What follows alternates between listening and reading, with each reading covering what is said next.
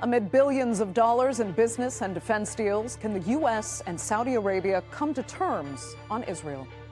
Crown Prince Mohammed bin Salman received the red carpet treatment from President Trump in Washington, finding common ground on everything except the two-state solution between Israel and Palestine. We'll take a look at how far the relationship has come since the murder of Jamal Khashoggi and how much further it can go. I'm Andrea Sankey, and today's Newsmaker is U.S.-Saudi relations.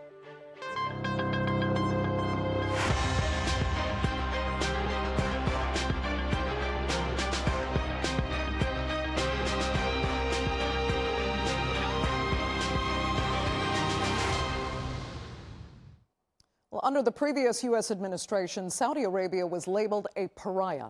But today, Crown Prince Mohammed bin Salman has been definitively upgraded, with President Trump even hosting what resembled an official state dinner in his honor. MBS pledged an almost $1 trillion investment in the U.S. economy, while the White House guaranteed preferential status in security cooperation. But some might say the elephant in the room was the Abraham Accords. Trump is desperate to get Saudi to sign on, but Riyadh has reiterated that without a clear path to a two-state solution, a prospect fully rejected by Israel's prime minister, Saudi will not normalize relations. Here's a look. A calculated return to Washington's center stage. Mohammed bin Salman arrived at the White House for the most closely watched US-Saudi meeting of the Trump presidency. An encounter loaded with defense guarantees, investment plans, and diplomatic recalibration. The visit marked the first White House encounter since 2017, a reset 8 years in the making, unfolding under the weight of shifting regional realities and domestic politics in both capitals. Inside the Oval Office, the talks turned to economic leverage, the space where both sides believe they can shape the next decade of ties. The US pushed for firmer timelines and verifiable commitments, while the Saudis opened the door with a $1 trillion investment pledge, a signal of where deeper economic alignment could begin. The discussion then widened into the sectors both capitals see as shaping the next phase, from energy to technology to infrastructure. We are not creating fake opportunities to, please America, please President Trump. It's real opportunities. For example, when you ask about the AI and the chips, Saudi Arabia have a huge demand of, a huge need of computing power, and we're going to spend in the short term around $50 billion by consuming those semiconductors for our needs in Saudi Arabia. Strategy dominated the security track, the part of the relationship that has underpinned Washington and Riyadh for generations. The White House confirmed progress on a civil nuclear framework and outlined the path for future weapons sales, including the first US approval for Saudi acquisition of F-35 fighter jets. A move that deepens a shift already underway in the region's military balance and anchors the defense pact Riyadh has sought for years. Beyond security, diplomacy carried its own weight. The United States pressed Riyadh on the road ahead for the Abraham Accords, even as the Gaza conflict and stalled negotiations narrowed the room for movement. And the Crown Prince signaled that Saudi Arabia will hold its ground until the politics around it shift. So definitely we believe having a good relation with all Middle Eastern countries is a good thing, and we want to be part of the Abraham Accord, but we want also to be sure that we secure a clear path of two-state solution. And today we have a healthy discussion with Mr. President that we're going to work on that to be sure that we can prepare the right situation as soon as possible to have that. By nightfall, the diplomacy gave way to ceremony. And at the White House dinner, President Trump delivered the moment Riyadh had waited for. I think that this is the best in terms of safety. Saudi Arabia has never been as safe as it is right now. You always had a little cloud over your head, and sometimes that cloud was very big. That cloud is not there anymore, and we want to keep it that way. So that's why tonight I'm pleased to announce that we're taking our military cooperation to even greater heights by formally designating Saudi Arabia as a major non-NATO ally, which is something that is very important to them. So trade pledges worth vast sums of money and a show of public warmth. The promises on display now shift from ceremony to reality, where both capitals will discover what this partnership truly demands. So where will these stronger U.S.-Saudi ties take both countries and the rest of the world? Well, joining me now to debate that and more are from Riyadh, Saudi journalist and commentator and former editor-in-chief of the Saudi Gazette, Khaled Al Maeena. From Washington, director of the Independent Women's Center for American Safety and Security, Meaghan Mobbs. And from London, professor of international relations and Middle East studies at the London School of Economics, Fawaz Gergish. Thanks all so much for being with me. Khaled, I'll start with you from a Saudi perspective. Would you say this visit couldn't have gone much better, especially given where the U.S. and Saudi were just, a few years ago? Well, I think, yes, there is, if you might call it a rapprochement. The Americans now understand what the Saudis need, and the Americans have a better view. And I think the Saudis are very clear on several issues, whether it was defense or it was Gaza. And again, they reinforce the strength that there can be no peace in the Middle East without a two-state solution. So I think that message has been firmly drilled in American ears. That's one. The second thing is that the Saudis have taken the option of cooperating both in defense, artificial intelligence, and other social and economic matters. So I think it's getting on an even keel right now. Okay. Just quickly, though, what is Riyadh truly happiest about here? Is it the defense deals? No, it's not just about defense deals. The bridge has been built because Saudi Arabia and America have long-standing relationships. But right now, with the world in turmoil, with so many things happening, especially in our neighborhood, with the genocidal 3 years going on in Gaza, the Israeli massacres of the Palestinian people, I think a voice should be heard in Washington, a sane voice from the Gulf. And the Saudis have been impressing upon the Americans to try to fix something that alleviate the sufferings of the Palestinian people, at the same time trying to build new bridges to foster economic, political, and defense cooperation. Okay. Let me turn to Meaghan. I will assume, as a Republican, you are impressed with what President Trump got out of this meeting? I think that's exactly right. I think this demonstrates that Washington is returning to hard-nosed realism. We are embracing the world as it is and moving forward aggressively to secure our security and the security of our partners in the region.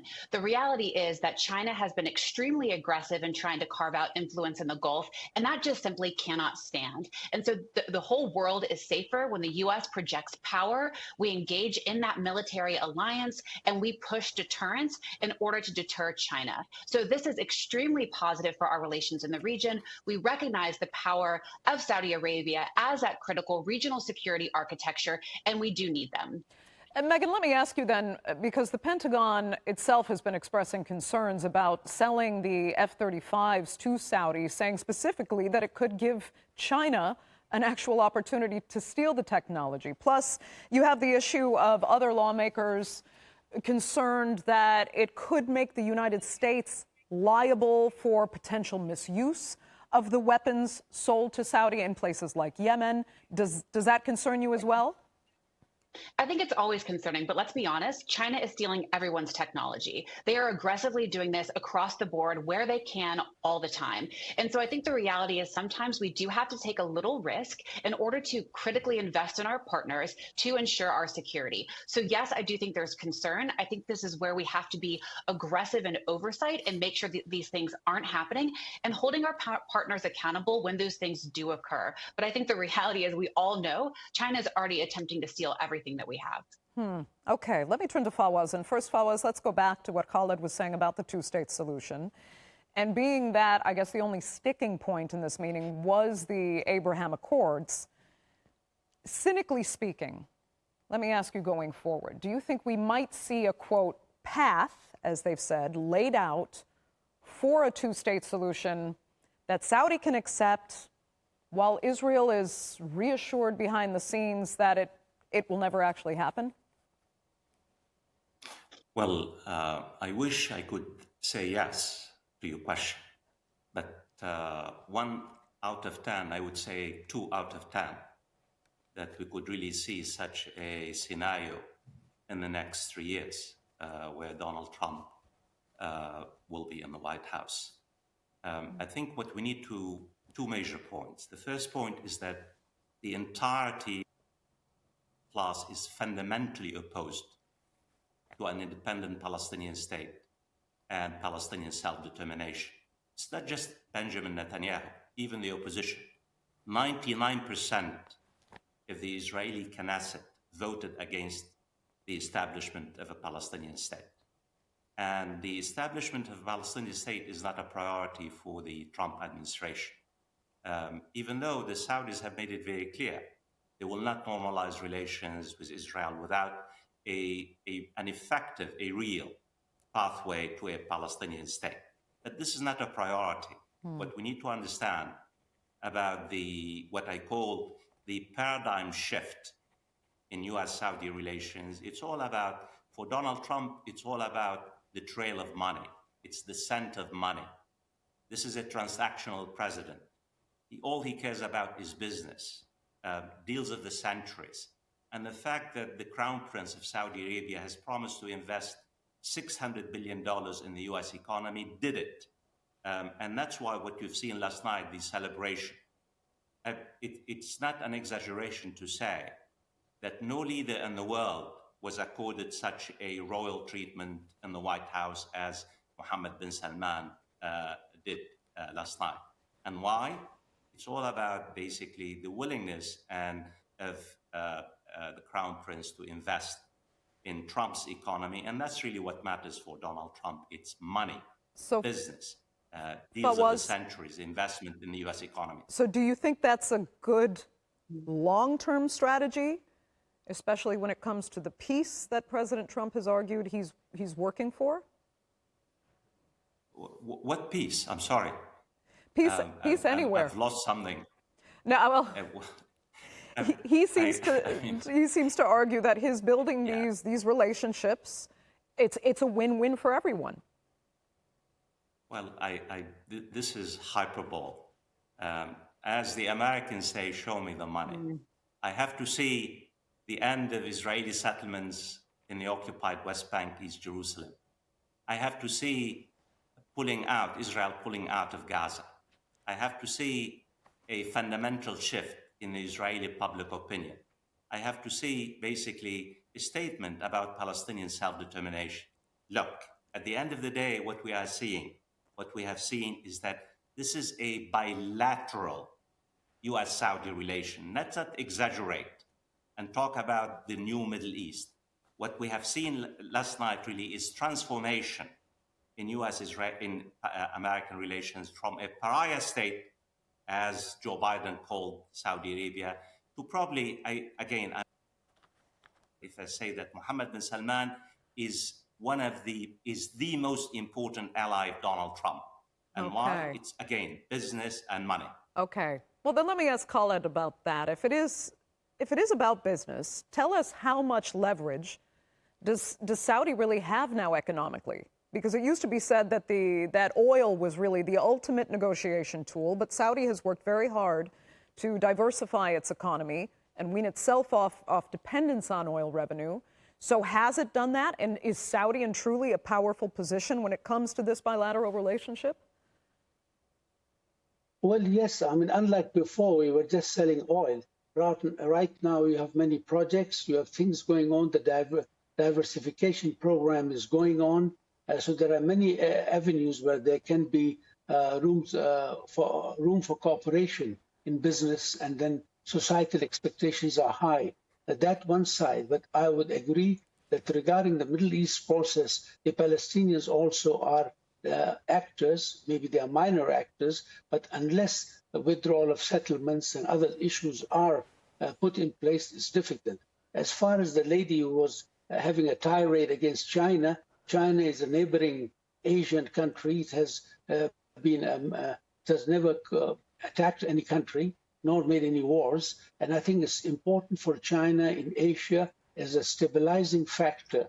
So we have no concerns about China. I think our relationships with China are good, as our relationship with the United States. So we are not balancing each other. Okay, Meaghan, I'll let you respond to that quickly, because I do have another issue to speak with you about. Go ahead. Sure. So we are. We're concerned about balancing that relationship, and that's exactly what we're doing. And the idea that Saudi is somehow not aware of the fact that we're working to balance that relationship, I think underestimates the reality of Saudi's awareness of our effort to balance and counter China in that region. I'm not going to sell Saudi leadership short there because I know very well that they know what we're doing. Okay. And let me ask you this, Meaghan, because $1 trillion is the number being headlined right now across the United States after this meeting, that Saudi is coming forth with this level of investment in the United States. Trump said it's going to benefit Wall Street, it's going to benefit American businesses. So will the average American really see that? Are they on board with this new relationship here and this kind of strengthening, given what the history was? I mean, how can you sell it to the people? What are they really going to see? So I think that is where we're going to have to take a wait and see approach, whether or not this is actually going to benefit the American people. But I would argue $1 trillion investment is going to have some effect and trickle down to the average American life. I think where you're talking about selling this relationship is going to be critically important from a messaging perspective from the White House. They're going to have to make sure that they are talking about why this relationship is so important as it leads to what I was saying earlier, countering our largest adversary, China. That's ultimately, yes, the economic piece is extremely important, but so is making sure that we are tying this to a broader effort to begin our pivot to the Indo-Pacific and making sure we're truly in competition with our largest adversary. And I would just say, I want to reflect earlier that everybody said the Abraham Accords weren't possible during the previous Trump administration. There is always this willingness to bash the president and his efforts for peace in the Middle East. There is a reset. It is happening. And I think we should be championing that. Is it perfect? No, of course, we're all adults here. The world is not perfect, but there is certainly progress, and that progress should be celebrated because that is an opening to a significant shift for potential regional stability that we haven't seen in a long period of time. Okay, Fawaz, I could see you disagree there. Well, celebrate what? Celebrate hyperbole? Have the settlement, the Israeli settlement, stopped in the West Bank and Gaza? What about with Asia, though? What about this securing the United States again? I'll come back to your question. Okay, go ahead. I celebrate the question of peace when I see it, as opposed to really rhetoric. Point one. Point two, I think we're missing the underlying point here. The Saudis have effectively used the China card in order to extract major concessions from the Americans. In fact, brilliantly. And just one factual point to your viewers. China is Saudi Arabia's biggest economic partner. Biggest, not one of the biggest. And in fact, what we have seen in the past 5 years, 6 years, is that the Saudis and the Emiratis and the Qataris have been diversifying both their economic policies and their foreign policy. And Mohammed bin Salman has made it very clear to the Americans, if I don't get the technology from you, I have some other places. And the Chinese are deeply invested in Saudi Arabia. And a final point about the money, the $1 trillion. Let's be precise. I'm an academic. I don't talk about just numbers. I think what we're talking about is 10, 20 years. Saudi Arabia does not have $1 trillion in the bank to invest in the United States. This is a commitment, a long-term commitment. It might take 10 years, it might take 20 years. But we know Donald Trump. Donald Trump basically exaggerates a great deal because his audience is at home. He wants to tell the Americans, look, I am bringing the bacon home. He is a president who likes to bring the bacon home, as he used the term. So at the end of the day, I would argue that Mohammed bin Salman got what he wanted on his own terms. Realignment of U.S.-Saudi relations without really basically promising anything except investment on his own terms, in particular, artificial intelligence, advanced technology. Getting 45 or 40 F-35 fighters. And this is really, again, effectively using the China card in order to get what he wants. Khaled, Meaghan and Khaled, I could both see you wanted to jump in, but let me get equal time to Khaled for what you wanted to comment on there. Go ahead. I think to bring up the China card every now and then, we are not a vassal state. We don't have to please the United States. The Crown Prince has got an independent foreign policy. We're looking east. There is India, China, the other Southeast Asian countries who are nearer to us, who have a more societal comparative dealings. So I think it's not that we are dealing or we are playing a card game. It's important we get technology from anywhere, and it's important that we deal with people on our own whim, on our own will. So we don't have to be scared. And the lady's talking about China. For us, China is not an adversary. It's a partner in progress, economic progress. And I don't think so that the Crown Prince used the China card. It's not a poker game or something like that. Meaghan, quickly, why are you so convinced that that's not the case? So I'm convinced that these gentlemen are both lambasting President Trump for being transactional while talking about how Saudi Arabia is inherently transactional in everything they do, because that's the state of the world. The world is inherently transactional, and every nation state should be acting in their own best interest and coming to the table with each other with alliances when it makes sense for the benefit of both countries, which is exactly what happened here. And so I think it's, easy. I would say you called yourself an academic there in London. It's easy to say from an academic perspective why this won't work or why historically this hasn't happened. What we are doing right now and what we're seeing is a shift to transactional realism in a variety of situations in foreign policy. That is critically necessary, and it's going to allow peace to be possible and stability in the Middle East in ways that haven't happened previously. Fawaz, quickly go ahead. I have nothing against transactional. I'm just trying to have clarity, to have facts, as opposed to really basically hyperbole and exaggeration. More power to Donald Trump if he gets money invested in the United States.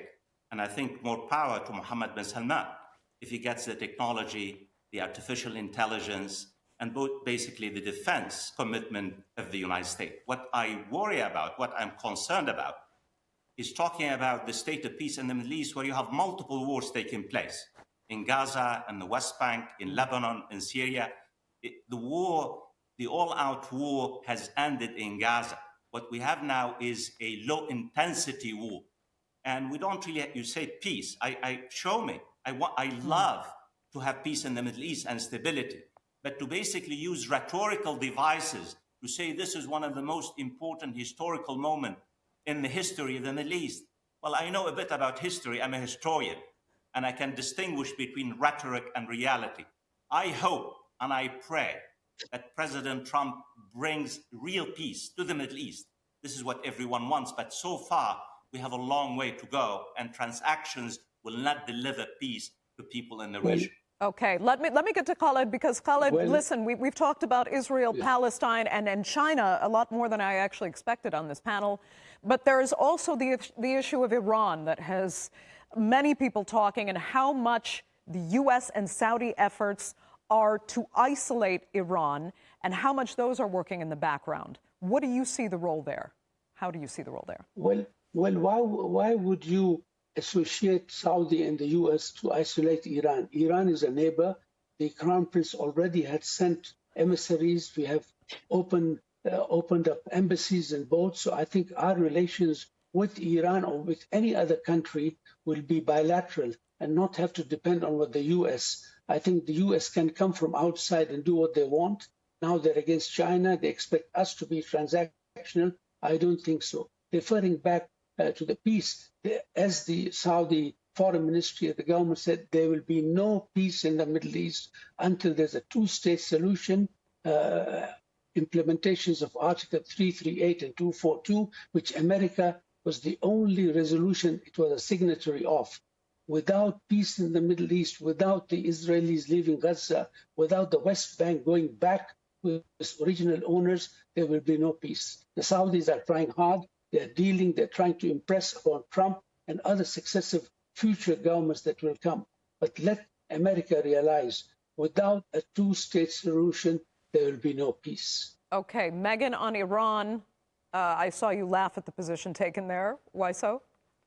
Because Saudi's been an exceptional partner in helping us counter Iran, and we should be celebrating that. That has been critically necessary. That regime has been horrific to the Iranian people. It has basically terrorized them for an extended period of time, and Saudi has been fantastic in helping make sure that they are contained in a way that allows there to be potential freedom and opportunity in Iran. That is a very positive thing. It's not, and it's, by the way, it's not just good for America, it's good for the Middle East, and it's certainly good for the Iranian people. And what I would say earlier, too, about peace in the Middle East, of course, it's going to take multiple steps. What's happened, the tensions, the conflicts, as you said earlier, you're a historian, they have been generations in the making. It's not going to happen overnight, but you admitted yourself that the full-scale war has stopped, and now we're entering into a low-intensity conflict period. Yes, that is not peace as defined as there being zero conflict, but that also is not necessarily exist in reality. And so this is going to be a glide path. The normalization and the increased relationships between Saudi and the United States of America are all a positive step in that direction of what we all seem to want to profess on this panel. Okay, Fawaz, quick 30 seconds.